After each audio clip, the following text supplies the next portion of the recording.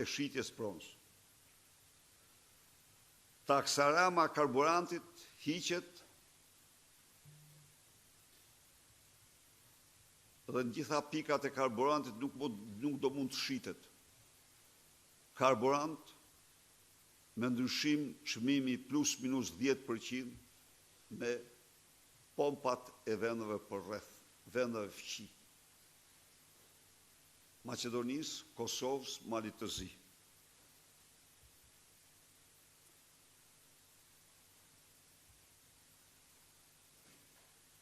Bimet medicinale marrin një mbështetje preferenciale të fuqishme krahas ullirit dhe arrorëve dhe bimë aromatike. Ato janë dhe duhet të jenë një burim i fuqishëm të ardhrave të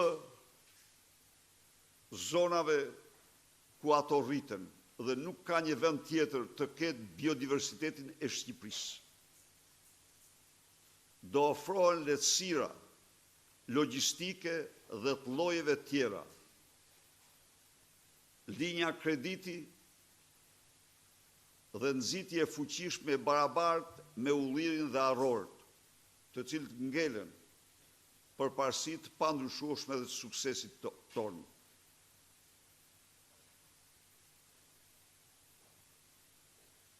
Qeveria dhe operatorët turistik do të bashkëpunojnë në mënyrë që punojësit sezonal të turizmit të mund të paguhen me një rrogë bazë në periudhën kur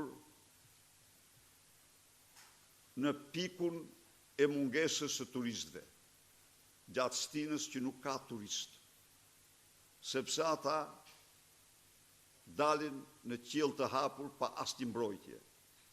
Një pjesë e tyre janë por rrethana janë sezonal, janë student, janë nxënës, janë tjerë. Por të tjerë që nuk janë sezonal në këtë punë do të trajtohen me dignitet dhe nuk do mund të flaken sipas sezonit, sikundër kujdeset veçantë do të bëhet për këta punojës lidhur me kushtet e jetesës tyre që duhet të jenë brenda standardeve të mira njerëzore.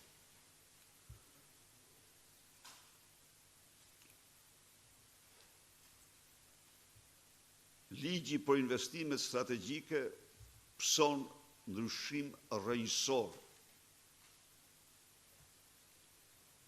Çdo titull strategjik i dhënë me korrupsion anullohet.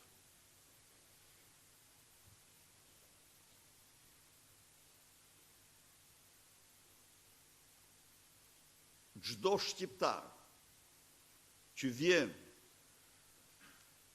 për të investuar në Shqipëri do të jetë 5 vite pa taksa kudo që të investojë. Por ata që investojnë në zonat malore, ata do të jenë 8 vite pa taksa.